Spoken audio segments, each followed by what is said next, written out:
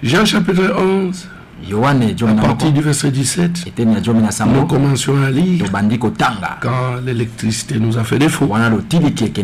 Jésus est arrivé, trouva que Lazare était déjà depuis 4 jours dans le sépulcre.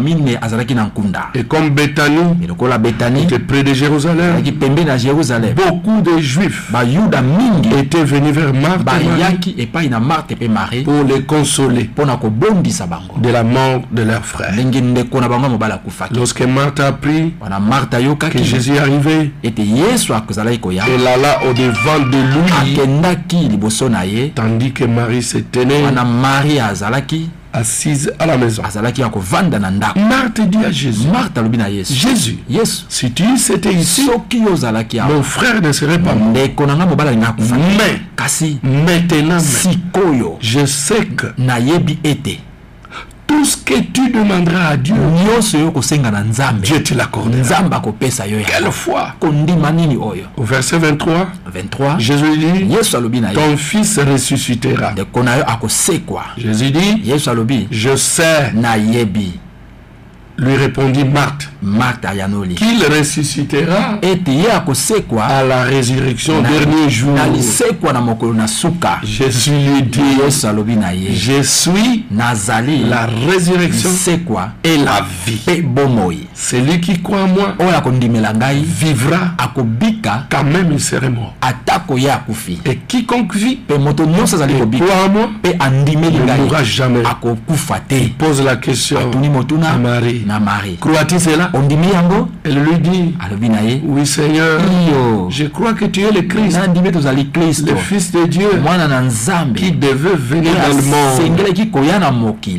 Verset 28. Ayant ainsi parlé, elle s'en alla. Puis elle appela secrètement Marie, sa sœur. Il lui dit, le maître est ici. Il te demande.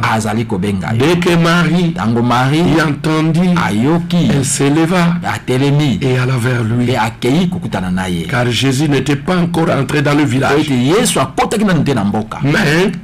il était dans le lieu où Marthe l'avait rencontré.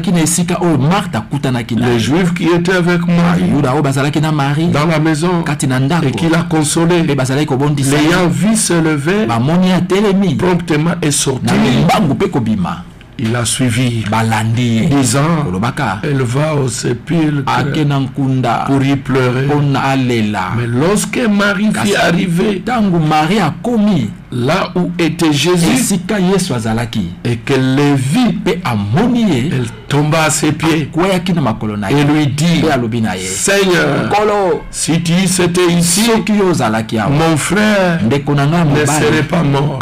Donc c'est la même foi. Marthe et Marie croyaient que Jésus était le Tout-Puissant.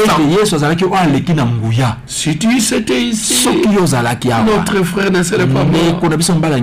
Jésus, la voyant pleurer, les Juifs qui étaient venus avec elle, Jésus frémit en son esprit et fut tout ému. Il dit, où l'avez-vous mis? La scène commençait à changer. Quand Jésus entre en scène, les choses changent. Il t'a appelé la semaine passée, mais aujourd'hui tu vas voir ce qui va se passer. Seigneur, lui dit-il, viens voir. Jésus pleura. Sur quoi les Juifs disent, en tout cas il l'aimait. Et quelques-uns d'entre eux disent, mais lui qui a ouvert les yeux des aveugles, ne pouvait-il pas faire aussi que cet homme ne mourit pas? Jésus frémissait de nouveau en lui-même, s'est rendu au sépulcre. C'était une grotte et une pierre était placée devant. Jésus Jésus dit, ôtez la pierre. Marthe, la sœur de Lazare, lui dit, Seigneur, il sent déjà, car il y a 4 jours qu'il est là. Jésus lui dit, ne t'ai-je pas dit, si tu crois, tu verras la gloire de Dieu. Ils ôtèrent donc la pierre. Jésus leva les yeux et dit, Père, Tata, je te rends grâce de ce que tu m'as exaucé. Pour moi, je savais que tu m'exauces toujours. Mais j'ai parlé à cause de la foule qui m'entoure ici, afin qu'ils croient que c'est toi qui m'as envoyé. Et en dit cela, il cria d'une voix forte, Lazare, sors! Et les morts sortis, abîmés, les pieds et les mains liés de bandes, et les visages enveloppés d'un linge. Jésus leur dit, déliez-les, laissez-les aller. Plusieurs des Juifs qui étaient venus vers Marie et qui virent ce que Jésus fit, crurent en lui. Alléluia. Amen. Ça, on n'a jamais vu. C'est comme ça que je te dis. Ce soir, cet après-midi, je t'amène une bonne nouvelle. La fois passée, Jésus a dit, venez à moi. Si tu n'étais pas parti à lui, écoute la nouvelle. Jésus, il t'a invité. Tu n'es pas allé pour prouver qu'il est Dieu. Si toi tu ne vas pas chez lui, lui il viendra chez toi. Parce qu'aujourd'hui là, c'est Dieu qui vient chez toi. Ils ont envoyé des gens chercher Jésus quand Lazare était malade. Mais il est venu. Donc, cet après-midi, ce n'est pas Jésus qui va t'inviter, mais c'est toi. Invite-le. Je te dis, il viendra. Lis la Bible, tu verras que partout où on a invité Jésus, il est parti. Donc, ça ne veut pas dire que chez toi, qu'il ne viendra pas. Il viendra. Tu as des problèmes, tu n'as pas de solution. Écoutez-moi, c'est une très bonne nouvelle que je t'amène. Invitez Jésus, il viendra et il donnera solution à tes problèmes. Je ne parlais pas de moi, je ne parlais pas d'une église, je parle de Jésus. Ceux qui ne croient pas que Jésus est le Fils de Dieu, virgule, non seulement qu'il est le Fils de Dieu, mais qu'il est le Dieu tout-puissant. Invite-le chez toi à la maison. Entre dans ta chambre, mets-toi à genoux, là où personne ne te voit. Prie, élève la voix. Jésus, le pasteur Marcel est passé à l'RCM. C'est un radio communautaire. Il a prêché que Marie et Marthe ont invité. Et tu n'avais pas refusé l'invitation. Tu es allé. Moi aussi je t'invite. Je vais voir si tu viendras ou tu ne viendras pas. Il viendra. Je te dis la vérité. C'est ça ma joie. Parce que non seulement Jésus invite, mais toi tu peux aussi l'inviter. Comme l'ont fait Marthe et Marie, les sœurs de Lazare. Alléluia. Amen. Oh, je me sens très bien. Soyez bénis. Écoutez ceci. L'histoire de la résurrection de Lazare, c'est la plus grande preuve que Jésus est Dieu lui-même. C'est la plus grande preuve que chez Jésus, il n'y a rien d'impossible. Tu n'as pas l'argent pour envoyer les enfants à l'école? Allez chez Jésus. Alléluia. Tu n'as pas l'argent parce que ta mère est hospitalisée. Elle doit subir une opération. Ton fils est hospitalisé. Ta femme a des problèmes, des douleurs de myome. Appelez Jésus. Il viendra et il délivrera et il guérira. C'est avec pleine conviction que je te dis cela. Toi qui as des problèmes, toi qui as trouvé que Paul avait raison de dire que dans les derniers jours ce serait des temps difficiles et tu mènes une vie difficile, tu ne sais pas comment t'en sortir. Appelez Jésus. Alléluia. Amen. Il viendra et il donnera la solution. Vous savez, Lazare était mort. Il s'était déjà passé 4 jours. Il commençait à pourrir. La preuve, quand Jésus est arrivé au sépulcre, quand il est arrivé au cimetière, il a dit, ôtez la pierre. Marthe, la sœur même de Lazare, a dit non, il sent déjà, on ne peut pas le faire, c'est impossible, tu es venu en retard. Écoutez la bonne, Jésus, alléluia, ne vient jamais en retard. Tu peux penser que c'était un retard, mais tu verras que ce n'est pas un retard, parce que le résultat prouverait que ce n'est pas un retard.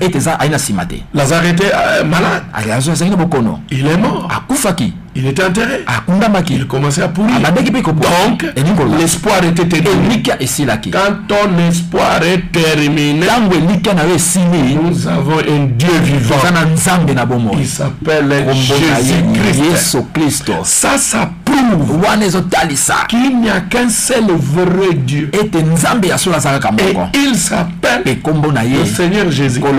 Montrez-moi là où il y a un mort et que on a prié et ces morts étaient ressuscités. Je sais que tu me diras, oh, mais beaucoup de serviteurs de Dieu ont fait ça. Je vais plus loin. Montrez-moi quelqu'un qu'on a enterré et il a commencé à pourrir et il sent déjà et qu'il s'élève un serviteur soi-disant de Dieu, qu'il prie et que cet homme-là qui pourrit déjà Zolo Ekwei, alléluia, la bouche tombe, il n'y a plus d'espoir et qu'on voit un serviteur citer le nom de la personne et dire sort, comme a dit notre Seigneur Jésus. Non, il mérite des acclamations, il mérite la gloire, il mérite l'honneur. Même toi qui es dans le péché, même si tu es entré dans le péché, on sait comment tu es très loin, enfoncé dans le péché. Je te dis, il y a encore de l'espoir avec notre Seigneur Jésus. Est-il allé en retard? Est-ce qu'il est parti en retard après 4 jours? Parce qu'ils ont pleuré. Ils pensaient qu'il serait là. Marthe même avait dit, si tu étais ici, mon frère ne serait pas mort. Pourquoi tu es allé et tu as traîné tes loin? Nous avons envoyé des gens, mais tu n'es pas venu avec ces gens. On avait perdu l'espoir et nous l'avions enterré. Alléluia. Amen. Jésus dit, moi que vous, je suis la source. Moi, je suis la résurrection et la vie. Là où il y a la mort, moi je viens, j'apporte la vie. Là où l'espoir est terminé. Alléluia. Amen. Oh ngai. Christo yaka kotisa batu na moki. Amen. Oh moi je n'ai rien. Oh qui me sauvera? Nani akobikisa ngai? Qui me délivrera? Nani akokangola ngai? Je te dis. Nalobi na il y a un Jésus. Eza na Yesu moko. Mais encore. Kasi. Plus que ça. Koleka ngo. Je te dis. Nalobi na yo. Tu peux l'inviter. Okoki kobenga ye. Et il viendra. Paye akoya. Vous savez, le sujet que je peux donner, puis Jésus vint. Yesu aye. Suka ayaki. Na ndako na yo, na makambo na yo, na problème na yo. Suka akoya. Quel que soit la durée de la nuit, le soleil apparaît toujours. Alléluia. Amen. Il est allé et il a donné une solution à laquelle personne n'attendait. Personne n'attendait que Lazare pouvait ressusciter. Personne. Qu'on nous montre même une seule personne qui a déjà fait ça. Donc pour moi, je crois que Jésus est Dieu lui-même. Vous savez, les vivants de William Aron, il y avait une femme qui le suivait et qui disait, toi tu vantes beaucoup Jésus. Tu vantes beaucoup Jésus. C'est comme s'il est Dieu. Moi je peux te montrer qu'il n'est pas Dieu. Montre-moi. Et la femme disait, quand Lazare est mort, quand Marthe et Marie pleuraient et les autres juifs pleuraient, lui aussi il a pleuré. Mais dis-moi, est-ce que Dieu pleure? Oh, cet argument ici, c'est comme une poule. Il est comme ça, la frère. Ton argument ne vaut pas, ne vaut rien. Écoutez, Jésus avait un corps comme ça. Donc c'était un homme. Mais à part qu'il soit un homme, il était Dieu lui-même. Je vais te prouver ça. Il a pleuré en tant qu'homme. Mais quand il s'est tenu devant la tombe de Lazare et qu'il a dit, Lazare, sors. Quelle onction au cimetière. Je crois que les gens ont parlé en langue. Quelle onction est descendue comme maintenant à la radio. Si tu es sincère, tu sens l'onction. Alléluia. L'onction est descendue. Lazare est sauvé.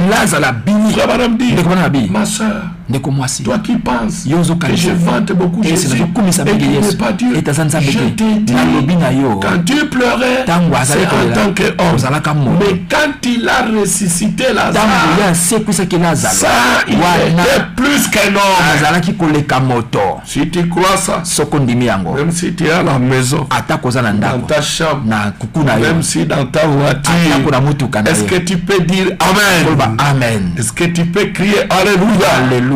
Dieu te bénira. Donc à partir de maintenant, crois que Jésus est Dieu lui-même. À partir seulement de cet exemple de Lazare, ça prouve à suffisance que Jésus est Dieu. Est-ce qu'il viendra chez toi? Il viendra. Est-ce qu'il entrera dans ton problème? Il entrera. Est-ce qu'il te donnera solution? Il te donnera solution. Pourquoi? Il est le même hier, aujourd'hui et éternellement. Jésus ne change pas. Il ne change pas. Nous avons l'habitude de changer. Jésus ne change pas. Alléluia. Jésus ne change pas. Il est toujours le même. Oh Jésus, ne changez pas. Oh, ne changez pas. Jésus, ne changez pas. Alléluia. Ne changez pas. Oh, il est toujours le même. Oh Jésus ne change. Il ne change pas ce qu'il a fait dans la famille de Marthe et Marie. Il est capable de le faire chez toi. Invitez-le, il viendra. Vous savez, sa divinité ne s'est pas fait seulement sentir chez Lazare. Beaucoup l'ont appelé. Alléluia. Amen. Il n'a jamais refusé une invitation. Il y a des gens qui se sont dit, il y avait une femme qui avait perdu le sang, pertençant pendant 12 ans. Elle a appris que Jésus passait par là. Elle s'est dit, c'est l'unique occasion que j'ai. Parce que cet homme, c'est Dieu lui-même. J'ai trop entendu des témoignages. Elle s'est dit, même si Jésus ne va pas prier pour moi, même s'il ne va pas me toucher, que j'ai touché le bord de son vêtement, moi je crois, s'il est Dieu, s'il est parce que Jésus-Christ veut dire Jésus lourd, s'il est je crois que je serai guéri. Elle a seulement touché le bord de son vêtement. Elle était guérie. Alléluia. Amen. Un autre parti, Jairus. Il servait dans les temples. Donc on peut dire aujourd'hui un prédicateur. Puissant prédicateur. Sa fille est devenue malade. Commençait à mourir. L'église de Bissau est aussi battue. Elle court chez Jésus. Il a couru chez Jésus. Il dit, Seigneur, viens m'aider. Mon enfant est malade. Il dit, je viens. Moi, quand on m'invite, je viens. Il est allé. Et les gens l'ont dit, oh, mais pourquoi tu l'importunes? Ta fille est déjà décédée. Laisse-le. Jésus regarde Jairus. Il dit, ne t'ai-je pas dit, si tu crois, tu verras la gloire. Ils sont arrivés à la maison. Les gens pleurent. Jésus regarde. Et celui-là n'a pas la foi. Celui-là n'a pas la foi. Celui-là ne croit pas. Et il y a même eu des moqueurs. J'ai ça ici. Il dit, oh, ils sont allés appeler ce voyou. L'enfant est déjà mort. Jésus dit, papa entre, maman entre, parce que vous avez des problèmes, vous êtes attristés, n'entre pas, ils sont entrés, et quand ils sont entrés, je crois que je peux retrouver ça ici, si je retrouve ça c'est bon, sinon c'est pas un problème. Quand ils sont entrés, dans Marc chapitre 5, Alléluia. Amen. Quand ils sont entrés, vous savez qu'est-ce que Jésus a fait? Au verset 40, il est dit, il s'est moqué de lui. Mais quand il est entré, il a saisi par la main la fille qui était décédée et lui a dit, Talita Kumi, ce qui signifie, jeune fille, lève-toi.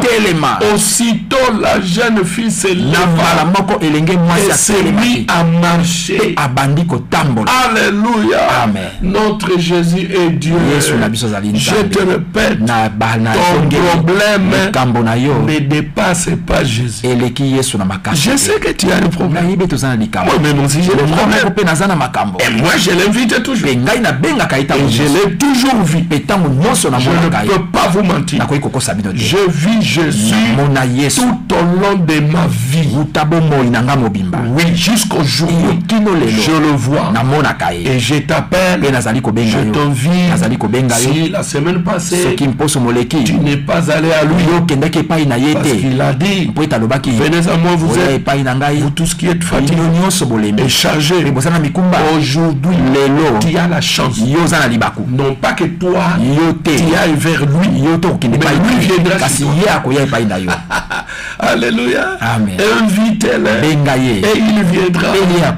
Oh, il donnera la solution à ton problème. Nous commençons à chuter. Écoutez ce que je vous dis. Jésus, il vient toujours à l'heure la plus sombre. Quand l'espoir est terminé, c'est en ces moments-là qu'il vient. Quand tu as tout fait et que tu as perdu l'espoir, maintenant je vous dis, comptez sur lui. Il viendra. Quand l'effort de l'homme arrive à la fin, c'est là que commence la miséricorde de Dieu. Il viendra à l'heure la plus sombre. Chez Marie et Marthe. Alléluia. Jésus est allé et Lazare était ressuscité. À l'heure la plus sombre, cette femme a perdu tout l'argent qu'elle avait avec cette maladie de la perte de sang. À l'heure la plus sombre, quand elle avait l'argent, elle comptait sur les médecins. Elle allait d'hôpital en hôpital. Mais quand tout était fini, l'unique espoir était tourner le regard vers Jésus. Et Jésus a donné solution.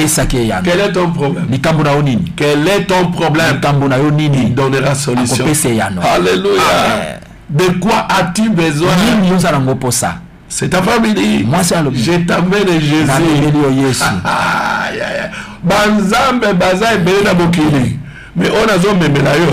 Nzambe ya banzambe. Le roi des rois, le seigneur donc même tous vos dieux là, leur créateur, c'est notre Jésus. Vos dieux là, alléluia, amen. Abandonnez vos dieux là qui ne font rien. Invitez Jésus, il viendra, il fera. Sois sincère. D'ailleurs, il nous a dit, tu veux prier, une prière qui soit sincère, que les gens ne te voient pas. Ouvre ta chambre, entre dans le secret de ta chambre. C'est là que tu sauras si Jésus est un Dieu véridique ou pas. Ne dis à personne, fais cette expérience seul. Alléluia. Amen. Chez Marthe, il est parti. Chez Jésus, il est parti. Il y a même un militaire qui est parti. Parce que son militaire était malade. Il part. Il arrive, mais quelle foi c'est ton? Il n'était même pas juif. Il était des nations comme nous. Des autres nations comme nous. Alléluia. Amen. Un soldat romain. Il arrive là-bas, il dit Jésus, j'ai entendu parler de mon serviteur est malade. Est-ce qu'on peut aller? Jésus dit mais oui, je n'ai jamais refusé une invitation et je ne vais jamais en retard. Toutes les fois que je vais surveiller les résultats, ce n'est pas un retard. Chez Lazare, ce n'était pas un retard. Parce que le résultat était positif. Lazare était ressuscité. Quel retard? Il n'y a pas de retard. Il dit, je vais avec toi. Mais ils sont arrivés en coup de roue. Les soldats l'ont dit. Les Romains là. Le centenier. Il dit, non, mais moi je trouve que dans le domaine spirituel, toi quand tu parles, tu commandes aux démons de sortir. Les démons obéissent. Donc moi je suis militaire. Moi quand je donne des ordres, les soldats écoutent. Parle seulement. N'arrive pas chez moi. Mon soldat, il dit, va. Quelle foi. Il est allé.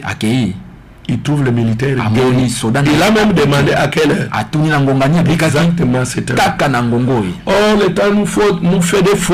Nous terminons ici parce que nous reviendrons le samedi prochain. Que le Seigneur vous bénisse. Soyez guéris, soyez délivrés, soyez bénis. Appelez Jésus. Il viendra. Et salutations à tout le monde. Shalom.